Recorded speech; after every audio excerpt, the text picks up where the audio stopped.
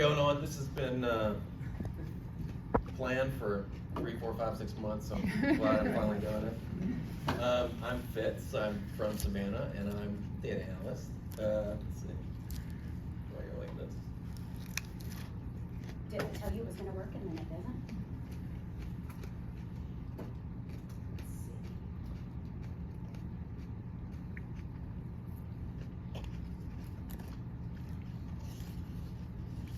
Not working at all. Right away. There we go. I'm from Savannah. I went to high school with some of you, Jordan, Lawrence, Michael, etc., etc. And actually, during high school, I was part of the Rotary exchange program, which I had zero desire to do. It was the summer before my senior year, but my father's a pretty persuasive guy, so I did it anyway. But I'm glad I did. Had this guy come here, went over there. It was an odd experience, but pretty cool. Where'd you go? We actually lived in a pretty industrial town. This is in Finland, pretty industrial town over there. There was a heat wave, an unprecedented heat wave actually. No one has air conditioning over there, so there was a supply shortage of fans. We would huddle around the single fan in the house. But we mostly went out to their lake house, which was great. Did some traveling. Lake house was great. Get to jump in the super cold water, get in the sauna, back and forth, back and forth. The nature was fantastic. The family was great. There, look at me, Timberland boots. Look at that all hair. That's pre-hang bang. So yeah, the family was great. The nature was fantastic. The unique cultural experience were fantastic. One of which was a little odd. The family daily sauna sessions, which apparently were completely in a state of undress family sauna sessions. There's nothing on them. So the father, brother, mother, daughter. Yeah, that was, as a 17-year-old, that might be something new to you. So yeah, so I participated in them, but I wore Umbros, of course. I don't know, Umbros don't exist anymore, but that's what happened. I had a few pairs. Here's my lasting finished memories. State of undress. State of undress. Pretty much, you know. That's seared in my mind. Food.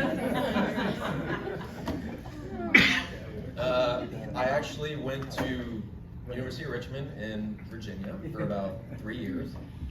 Took a responsibility year off, and then came home and finished my economics degree in Savannah. My first job out of college was at Creative Coast.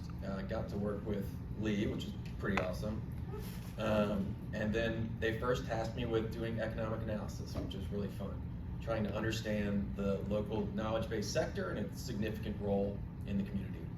And at a high level, Creative Coast did a couple things. One, they created awareness of this industry. They lobbied on behalf of it politically, and then they tried to, bring awareness, I already said that, to this industry and the local businesses within it. And then they fostered this community. They did lots of community and economic development, which a lot of these businesses actually need. It was my favorite job to date, I gotta say. I had a boss that I could argue with. There was a new office manager that came into the Zeta building. My boss and I are right next to each other, always having spirited debates. And she came to me one day and she was like, I didn't know whether to call the police or not. I was like, well, don't worry about it. During this time, I actually got to be a part of the genesis of Metro Rotary and a charter member, which is fantastic. I brought it with me actually through the next 10 years, believe it or not. And I'm excited to be a part of it again. That said, it didn't stop me from moving to New York during my presidency, leaving, Julie Wade holding the bag. I've said that a couple of times. Yeah, apologize. Oh, I didn't realize that. Yeah. I apologized a couple of times, so I'm going to apologize once again. Right, yeah. So I basically went to visit some friends in New York and never left. This is my favorite apartment and my favorite subway station. And the subway station gave you little sticky notes. And you could put whatever you want on them. You could put encouraging things, you could put, you know, sad things. You could put, and they encourage you to put something that you've never told anyone before.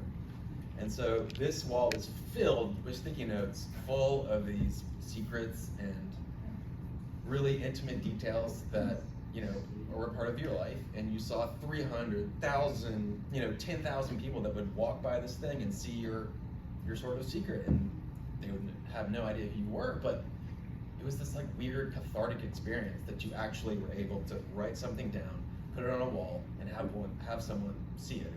It was weird. It was intimate. So anyway, so I went to New York. I loved it. I loved the diversity. I loved the culture. I loved the energy. I loved the opportunities for social, you know, development and the actual professional opportunities. I started working for agencies as a web and software developer, and then finally landed at a financial startup that did like normal financial news startups, which is like news and market data, et cetera, et cetera.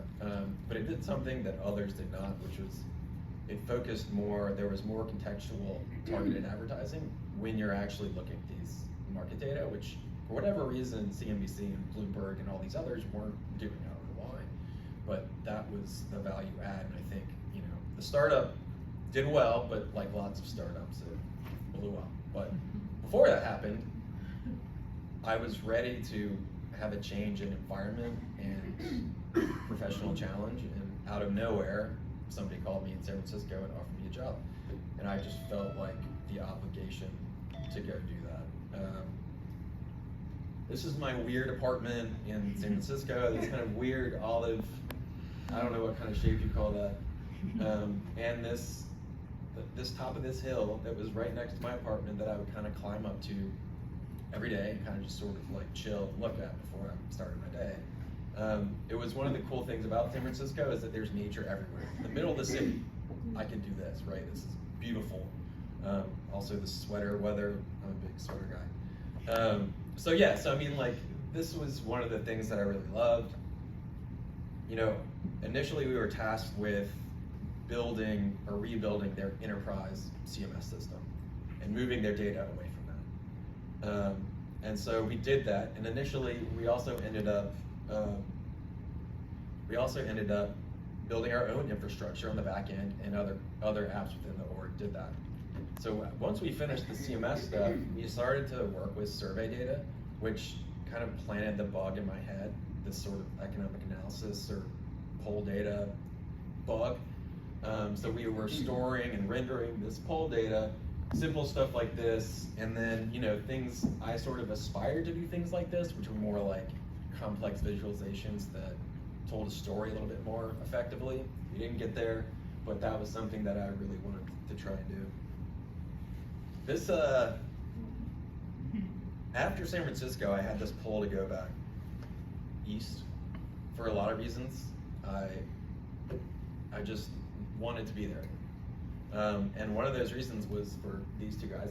That's my niece on the left, that's another niece. You know, I lived about 3 blocks away from my brother, so I got to kind of like grow up with this little thing and become buddies, do you know what I mean? Like really close buddies. And so that was really meaningful to me. Like, these guys are really important to me. They're just a part of my life in a way that's, I'm not a father, obviously, but like, I don't know, I feel a real connection and I care about them in a real way. Hey, Fitz. Yeah. Don't mean to interrupt. Can we get you inducted? Are you ready?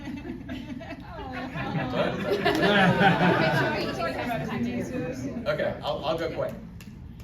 Anyway, Seltzer Wall from RD, Kristen Crawley, I'm a big seltzer person.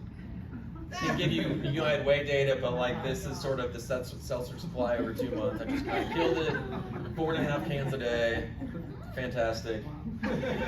This person might have helped me with it. She's a big seltzer person too.